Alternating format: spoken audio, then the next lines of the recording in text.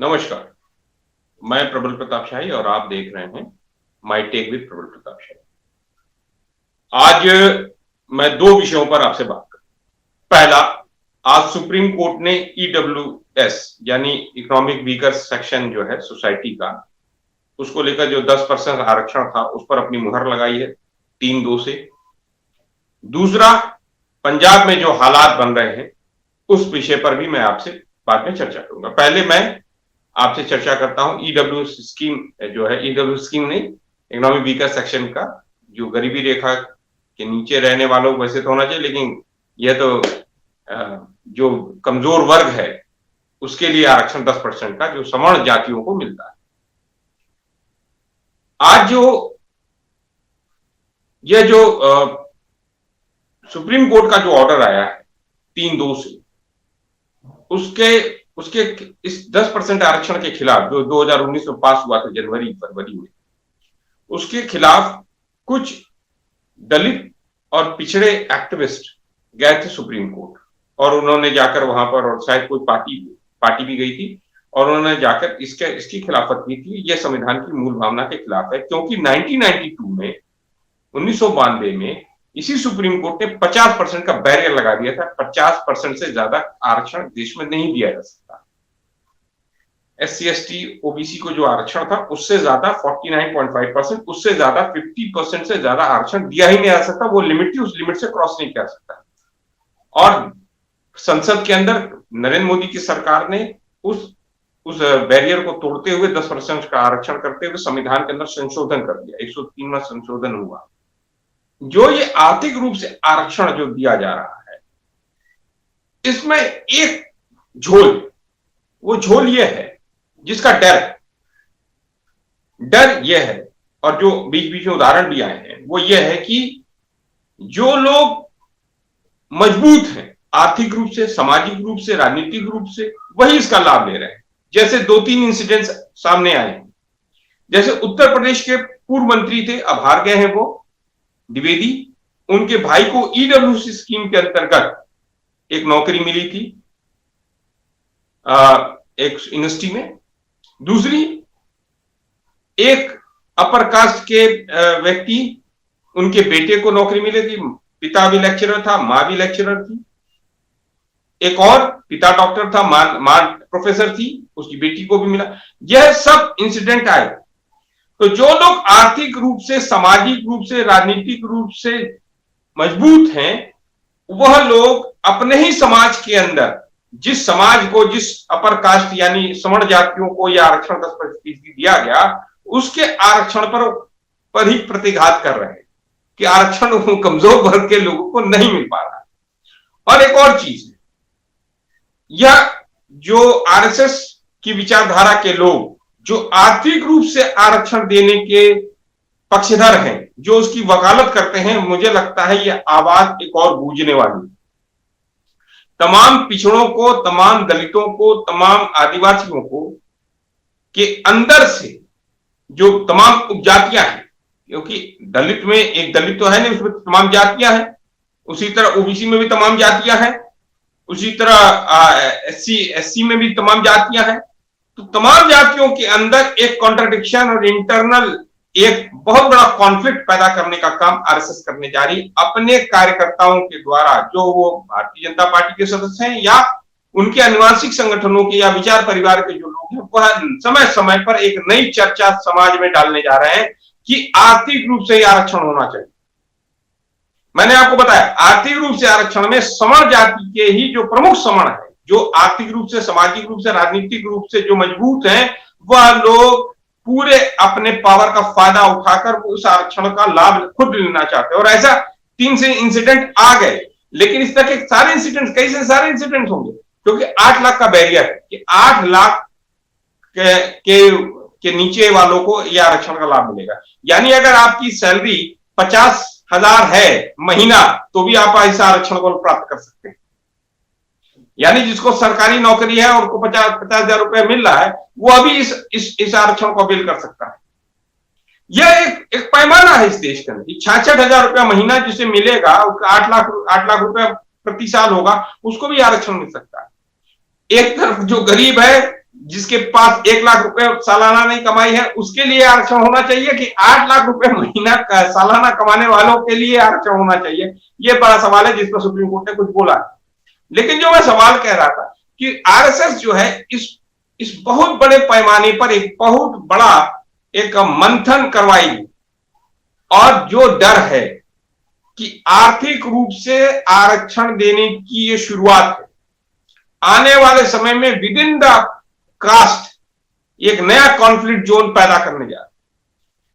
अब आप ये बताइए, एक तरफ सरकारी नौकरियां हैं नहीं, एक तरफ केंद्र सरकार धीरे धीरे यूनिवर्सिटीज के अंदर भी प्राइवेटाइजेशन करती जा रही है, एक तरफ तमाम विश्वविद्यालय जो सरकारी विश्वविद्यालयों की संख्याएं कम हो गई हैं या उसको प्राइवेटाइजेशन करने के प्रोसेस शुरू हो गया है, तो उच्च शिक्षा आरक्षण मिलता कब है? उच्च शिक्षा और नौकरी पर। उच्च शिक्षा यानी 12वीं के बाद, और नौकरी में ना तो नौकरियां हैं देश के अंदर सरकारी, ना तो उच्च शिक्षा के जो इंस्टीट्यूट्स हैं या कॉलेजेस हैं या यूनिवर्सिटीज हैं उनकी संख्या भी कम है। तो ये आरक्षण का लाभ मिलना कहां? मैं तो कहता हूं एक नई बहस शुरू होनी चाहिए देश के अंदर। अब वो बहस ये है कि देश के अंदर समान शिक्षा, समान रोजगार और सबको रोजगार और सबको चिकित्सा, इस पर बहस क्यों नहीं होती? यह क्यों नहीं होता? जब देश के अंदर 27 रुपया गरीब जो कमाता है, गांव के अंदर 32 रुपया, अर्जुन तेंदुलकर की रिपोर्ट है, 32 रुपया जो है वह शहर के अंदर कमाता है। यह जब पैमाना हमारे देश के अंदर है, 3 से 5 क्लास, 5 से 8 क्लास से ज्यादा देश के अंदर 20-25% लोग तो इससे ज्यादा पढ़ते भी नहीं है। तो जब ये आरक्षण जो है 12वीं के बाद मिलना है, तो इन बच्चों का क्या होगा? यह हमारे बच्चे कहां जाएंगे, वह किधर जाने वाले हैं, उनके परिवार को क्या लाभ मिलने वाला है? इन सब पर तो कोई चर्चा नहीं होती। तो सबको शिक्षा हो, समान शिक्षा हो, सबको स्वास्थ्य हो और सबको रोजगार हो, जब तक यह पैमाना देश के अंदर नहीं आएगा तब तक इस देश के अंदर आर्थिक विषमताएं बढ़ती रहेंगी। सरकार खुद कह रही है और रिपोर्ट्स आ रही हैं कि जो अंग्रेजों के समय में जो आर्थिक विषमताएं थी, उससे ज्यादा आर्थिक विषमताएं तो अब हो गई हैं। अब पिछले 8 वर्षों में 45 साल में सबसे बड़ी बेरोजगारी देश झेल रहा है। रोज प्राइवेटाइजेशन नरेंद्र मोदी की सरकार करती जा रही है, तो नौकरी मिलेगी कहां? इस आरक्षण का लाभ मिलना कहां है? इंस्टीट्यूट्स बंद होते जा रहे हैं, जो इंस्टीट्यूट्स हैं उसमें सीट्स बढ़ोतरी नहीं हो रही है। तो यह बताइए कि आरक्षण मिलना कहां है? आरक्षण का लाभ मिलने वाला कहां है? किसको मिलने वाला है?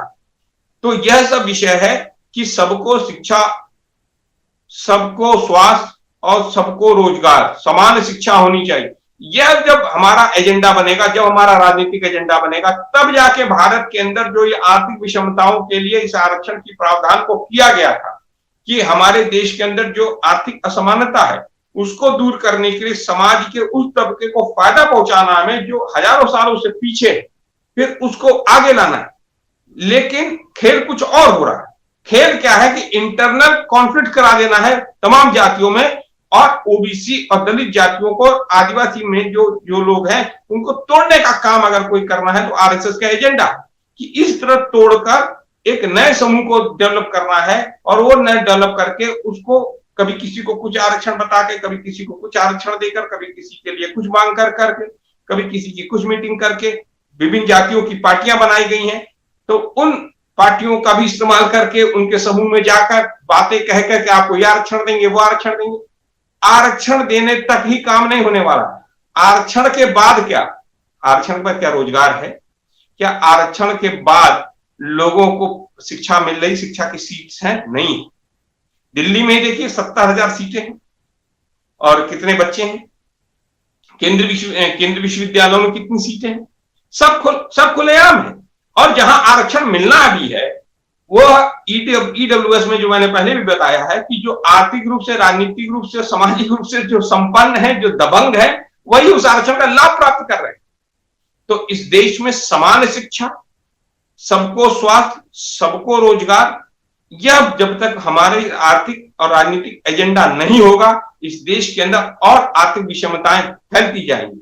और जिस तरीके से इस मूल भावना को कह रहे हैं कि ये मूल भावना के खिलाफ है, 10% और का मूल भावना के खिलाफ नहीं है, 10% का आरक्षण देना ईडब्ल्यूएस को, तो भाई बाकी और जातियां उपजातियां भी आएंगी आरक्षण के लिए, ओबीसी की और एससी की भी, वो भी मांग करेंगी। तो फिर आप कैसे उनको मना कर पाओगे? फिर उनको कैसे आप नहीं दोगे? तो उनको भी देना पड़ेगा। लेकिन जो समस्या है अभी देश के अंदर, जो आर्थिक असमानता है, उसको लेकर कैसे सरकार टैकल करेगी? मुझे तो लगता है इस देश के अंदर नया एजेंडा वो होना चाहिए, समान शिक्षा, सबको स्वास्थ्य, सबको रोजगार। जो दूसरा मुद्दा था, जो मैंने पहले ही कहा था आपसे, वो था पंजाब की जो वर्तमान सिचुएशन। पंजाब के अंदर आपने देखा कि अभी एक शिवसेना पार्टी के एक नेता की हत्या खुलेआम कर दी जाती है। उनके अपने मुद्दे हैं, स्ट्रगल है उनका। लेकिन इस पंजाब की घटना ने एक चीज पर मेरा ध्यान आकर्षित किया है, वो ये है कि जिस तरीके से पंजाब के किसानों ने, हरियाणा के किसानों ने इकट्ठा होकर देश के किसानों को लीड किया, उससे घबराई हुई है केंद्र सरकार और मौजूदा की आम आदमी पार्टी की सरकार। जिस तरीके से 13 महीने का आंदोलन सिंगू बॉर्डर, टिकरी बॉर्डर और गाजीपुर बॉर्डर पे हुआ, उसमें पंजाब के किसानों की महत्वपूर्ण भूमिका रही, और पंजाब के अंदर भी वो आंदोलन किए, मतलब जो बॉर्डर पे किए वो तो किए ही किए। उसके बाद उन्होंने एक बहुत बड़े आंदोलन का रूपरेखा बनाई, जिसने 3 काले कानूनों की वापसी कराई, और एमएसपी गारंटी कानून के मुद्दे पर भी अभी चर्निंग चल रही। अभी वो आंदोलन शांत नहीं, वो आंदोलन लगातार बढ़ रहा है। अभी मौजूदा समय में आम आदमी पार्टी के जो मुख्यमंत्री हैं, भगवत मान का जो घर है, उनके घर का घेराव करके किसान पिछले 1 महीने से बैठे हुए, उस पर कोई सुनवाई नहीं हुई। मुझे लगता है कि कुछ अल्ट्रा एक्सट्रीमिस्ट जो ये खालिस्तानी लोग हैं, उनको सरकारी संरक्षण आम आदमी पार्टी दे रही है, और उसके माध्यम से वो किसानों के बीच में जो ये सद्भाव हुआ था, पंजाब और हरियाणा के किसानों को लड़ने का काम करने वाली है। खासकर जो आड़ती हैं पंजाब में, वो ज्यादा हिंदू व्यापारी लोग हैं, उनके बीच में एक वैमनस्यता का काम करने का काम मौजूदा सरकार वहां कर रही है। यह बहुत बड़ी घटना है। इस पर हमें विचार करने की जरूरत है। खासकर किसान आंदोलन के लोगों को सतर्क और सजग रहने की जरूरत है कि यह जो लोग सरकारी संरक्षण में ये मार्च निकालना और मार्च होना, और 16-17 पुलिस वालों के घेरे में ही उस नेता की हत्या हो जाना, और उसके बाद उसको जो जिसने मारा उसको गिरफ्तारी हो जाना, और लगातार वो एजेंडा, जिस एजेंडे की बात कुमार विश्वास भी कह रहे थे, खालिस्तानी एजेंडे को अरविंद केजरीवाल जो है उसका समर्थन करने के और उनके साथ रहने की कोशिश करते हैं। ये सब बातें इतिहास की नहीं है, ये लगातार लोग बताते जाते हैं, और काफी लोगों ने बोला था, ये कोई नई चीज नहीं। लेकिन जो मौजूदा समय में जो वहां पर किसानों की एकता है, जो मौजूदा समय में जो पंजाब के अंदर जो समस्याएं हैं, इन समस्याओं से 2-4 वहां की जो सरकार है वो हो रही है, उसके लिए उन्होंने एक एजेंडा निकाला है कि हम जो है यहाँ पे एक्सट्रीमिस्ट लोगों को बढ़ावा दें। और एक्सट्रीमिस्ट लोगों को बढ़ावा देकर 2 काम होने वाला, एक तो केंद्र सरकार भी सुरक्षित हो जाएगी कि उसको कोई आंदोलन, कोई नया अनरेस्ट झेलना नहीं पड़ेगा पंजाब से, हरियाणा से, और पंजाब हरियाणा के लोग आपस में टूट जाएंगे तो बहुत बड़ा एक आंदोलन, क्योंकि दिल्ली के आसपास यही इलाके हैं, 200-150 किलोमीटर की दूरी है पंजाब के मुख्य शहरों से, वहां से लोग आ सकते हैं, हरियाणा से आ सकते हैं, और यह दोनों फोर्स जब आ जाती है तो ये फोर्स बहुत बड़ी हो जाती है, और यह लीड करती है तो पश्चिमी उत्तर प्रदेश के किसान भी, राजस्थान के किसान भी, मध्य प्रदेश के जो कुछ पार्ट के किसान है वो भी चल देते हैं। तो यह इस तरह कोशिशें करके भारतीय जनता पार्टी और आम आदमी पार्टी किसान एकता को तोड़ने का काम, और जो ये तमाम आर्थिक जो मुद्दे जो उठ रहे हैं, जिससे उनको 2-4 होना पड़ा, उस पर से जनता का ध्यान हट जाएगा, भटक जाएगा।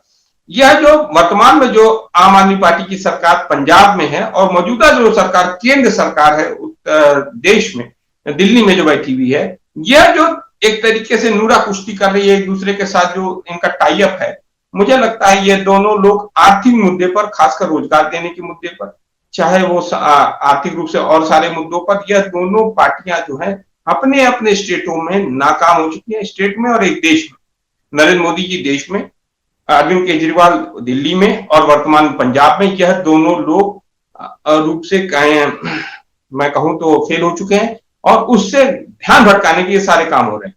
दिल्ली में भी तमाम जो सामाजिक जो सुरक्षा के जो वो मिलते थे, पेंशन स्कीमें हैं, वो काफी समय से बंद है।